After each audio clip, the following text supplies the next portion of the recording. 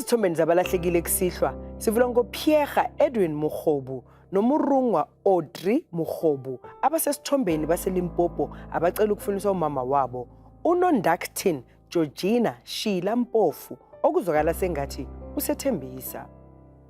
uMaxwell Samkeli Sithole osesithombeni wase-Ivory Park ufuna umama wakhe angamazi uThandi Nkani wase-East London.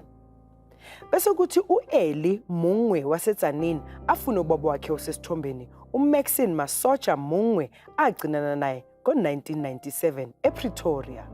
uNomvula Patricia Shabalala osesithombeni waseMabopane ufuna umama wakhe amazi ngomaki owayethandana nobaba wakhe uJomo Zachariah Shabalala ngabo-1987. uBongiwe noSibongile Mia abangamawele abasesithombeni base-Free State bafuna umama wabo abangamazi uMimi Emily Hlongwane waseQwaqwa. Kanti uSindisiwe Mankeya wase-Northwest ucela ukufunisa umyeni wakhe osesithombeni uJohannes Mankeya owanyamalala ngo-2020 akwazi ukuthi washonaphi. Mbukeli lapho esithombeni sinoThulile Shongwe waseStenga ofuna ubaba wakhe angamazi uThemba Mqandu Msezane waseNgoje ozalwa noGezephi Msezane. uThabang Mufulo osesithombeni waseButhabelo ufuna umama wakhe uKeletso Lucia Mohapi waseVelcom agcinana naye ngo-1992. Kanti no-Amanda Sithembile Nxumalo osesithombeni naye ufuna umama wakhe angamazi uJabu Makhanya waseThekwini.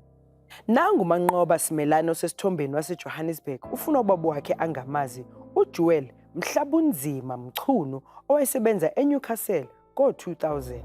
Bese kuthi uIsaac Matanya Lishaba waseSteelport acela ukufuniswa umfowabo osesithombeni uSamuel Dick Tsapudi Lishaba owanyamalala ngo-1985 eseBelfast lapho wayesebenza khona. Nangu Cebile Mtshali lapha esithombeni wasehluhluwe yena ucela ukufuniswa umama wakhe angamazi uNomusa Mthembu ozalwa noSipho Mthembu. uBongane Jose Mabaso waseHammanskraal ufuna ubaba wakhe osesithombeni uGeorge Marime waseMozambique owayesebenza eLonmin Mine ngabo-1980. uSibongile Nyandeni wakwaMashu ucela ukufuniswa usisi wakhe uMabongi Bongekile Precious Nyandeni owanyamalala ngo-2015 akwazi ukuthi washonaphi. Mbukeli sivala ngoLindiwe Doreen Sithole waseJohannesburg ocela ukufuniswa umama wakhe osesithombeni uAgnes Anna Ramash owayesebenza eMarshalltown ngabo-1982.